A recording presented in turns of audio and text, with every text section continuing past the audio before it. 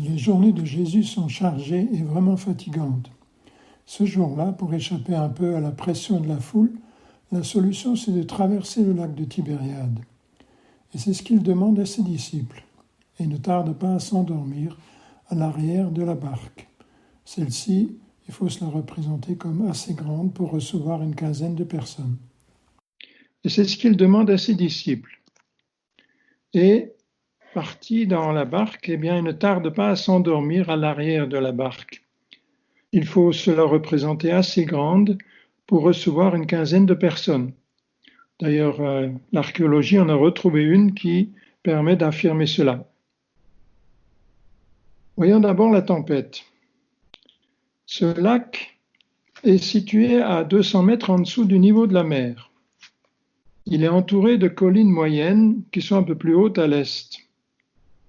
Et dans la journée, le soleil crée sur les pentes un mouvement d'air ascendant qui s'inverse le soir, ce qui fait que en un quart d'heure, cela peut devenir une véritable tempête brutale et donc imprévisible.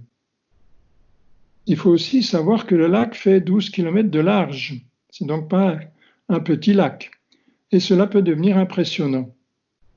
Mais les disciples, dont plusieurs sont pêcheurs et donc bons marins, connaissent cela et ne sont pas totalement surpris. Ils font face et déploient tous leurs efforts pour garder le contrôle de la barque. Mais cette barque contient quand même 13 hommes. Et le vent violent jette des paquets d'eau et assez rapidement la situation devient très critique. Nous, les Vosgiens, qui n'avons pas vraiment le pied marin, est-ce que nous aurions attendu jusque-là pour nous tourner vers le maître? Or, le détail incroyable, c'est que le maître, justement, lui dort. Et dort toujours, malgré les embardées de la barque et les paquets d'eau qui doivent lui tomber dessus. Jusque-là, il fallait laisser dormir le maître, vraiment épuisé de l'avis des disciples. Mais la situation est devenue trop périlleuse, nous dit le texte, et il y a un risque imminent et réel de naufrage. Alors il le réveille donc, et dans Marc 4, la parole qu'il lui adresse, c'est celle-ci: « Maître, nous sommes perdus et tu ne t'en soucies pas ?» La réaction de Jésus maintenant. Les dernières paroles « et tu ne t'en soucies pas » étaient certainement de trop. En effet, celui qui se lève alors et adresse ses ordres stupéfiants, c'est-à-dire « silence, tais-toi », ces ordres lancés au vent et aux vagues, ce n'est pas simplement le chef du groupe des 12 disciples, c'est le Fils de Dieu. C'est le co-créateur de l'univers qu'aucun événement ne surprend ni ne déroute, à qui la création, dans toutes ses innombrables facettes, est soumise et obligée d'obéir. Et, nous dit le texte, aussitôt il se fit un grand calme. Les disciples en sont tout à fait sidérés. Il faut se rendre compte que l'ordre que Jésus lance ainsi aux vagues et au vent est le même que celui par lequel il avait fait taire les démons, qu'il identifiait comme le Messie en présence de la foule. Et ça, Jésus ne le voulait pas, et c'est pour ça qu'il avait demandé avec pas mal d'autorité le silence et que les démons se taisent. Derrière cette tempête, Jésus reconnaît Satan, qui, lâche comme toujours, voulait profiter de la fatigue et du sommeil de Jésus pour mettre fin à son ministère. Non pas que Satan serait le maître souverain des forces de la nature, c'est Dieu qui est ce maître souverain. Mais peut-être Dieu a-t-il laissé un petit peu de latitude à ce moment-là pour enseigner quelque chose aux disciples. Satan dispose parfois de certaines possibilités, mais naturellement jamais au-delà du contrôle tout-puissant de Dieu. Les événements qui obsèdent actuellement le monde entier sont aussi sous son contrôle. Et après avoir ainsi arrêté le mouvement de l'eau, Jésus se tourne vers ses disciples et leur demande « Où donc est votre foi ?» Il leur pose cette question gênante. Il l'a posée bien des fois déjà, et à bien des gens. Et quand nous manquons de foi, est-ce que ce n'est pas parce que nous aurions perdu de vue telle qualité de Dieu, qui serait en fait le remède à notre souci, telle expérience où Dieu nous avait déjà montré sa puissance, sa fidélité, sa pensée? Et c'est parce que peut-être nous rabaissons Dieu trop à la ressemblance des hommes, et que nous n'osons donc pas nous attendre de sa part à plus que ce que nous attendrions d'un simple homme. Ou même plus simplement, parce que nous oublions qu'il est avec nous tous les jours, comme maintenant il est avec eux dans la barque. Mais que devaient donc croire les disciples, puisque Jésus leur reproche ou leur dit où est passée leur foi? Qu'est-ce qui aurait dû les rassurer? Eh bien, il y a plusieurs points importants. D'abord, ils sont en service commandé. Si vous regardez au début, tous montent dans la barque et Jésus leur dit, passons de l'autre côté. Le maître l'a demandé et donc il n'est pas, comme le suggérait la parole des disciples, n'est pas insouciant.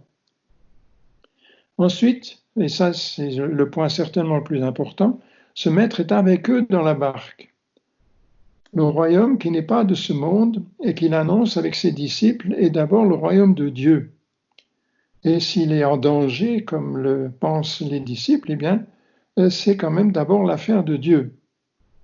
Et un jour, vous vous rappelez peut-être, ce même Dieu avait fait dire un jour à son serviteur Josaphat par un prophète, « Ce combat n'est pas votre affaire, c'est celle de Dieu. » Trouvez ça dans 2 Chroniques 20, verset 15.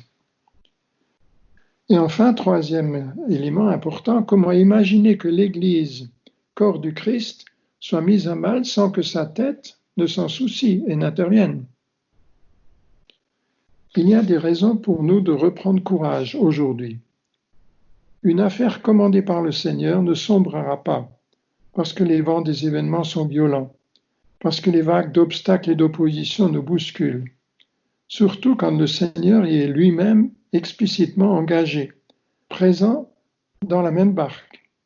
N'a-t-il pas dit qu'il bâtirait son Église? Ben, s'il veut la bâtir, ce n'est pas pour la laisser se déliter. Le diable n'a pas pu faire couler le royaume de Dieu dans cette tempête de Tibériade. Il ne pourra pas non plus empêcher le développement de l'Église en France par l'athéisme croissant de notre société, par l'hostilité croissante de la société envers les chrétiens. Le diable ne pourra pas non plus empêcher la croissance de son Église dans les bastions de l'islam, de l'hindouisme, du bouddhisme, du communisme, de l'autocratisme. Mais souvenons-nous que dans ces pays, nos frères et sœurs souffrent triplement. D'abord, ils sont l'objet de la persécution. Ensuite, ils ont perdu tout revenu à cause du confinement.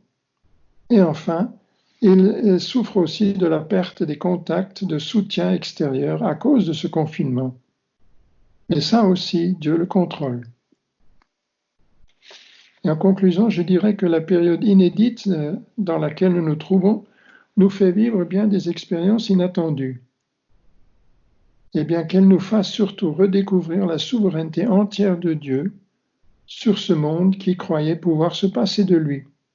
Si vous avez suivi l'actualité, vous avez peut-être entendu qu'il pensait même devenir de plus en plus fort au point de pouvoir espérer vaincre la mort. Et puis survient ce petit virus microscopique qui met tout, mais alors vraiment tout, par terre, d'un seul coup.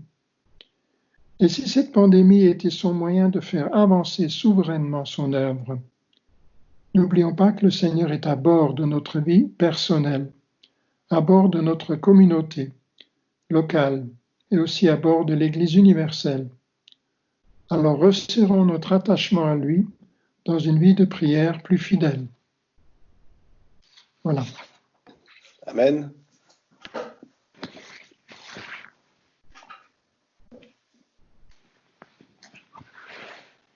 Seigneur, nous sommes heureux de penser que, quoi qu'il arrive, tu es toujours avec nous dans la barque. Et nous te remercions parce que certes, dans ce cas-là, tu avais dormi, mais aujourd'hui, notre Seigneur est celui qui ne dort ni ne sommeille et qui sait ce qui se passe et qui l'a anticipé de loin à l'avance. Et nous pourrons te faire confiance pour aujourd'hui, pour demain, pour toutes les semaines qui viennent.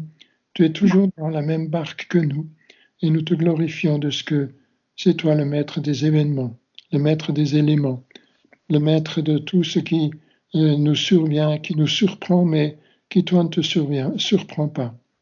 nous te glorifions comme le Maître de l'univers, le Créateur, fidèle à son peuple. Amen. Amen.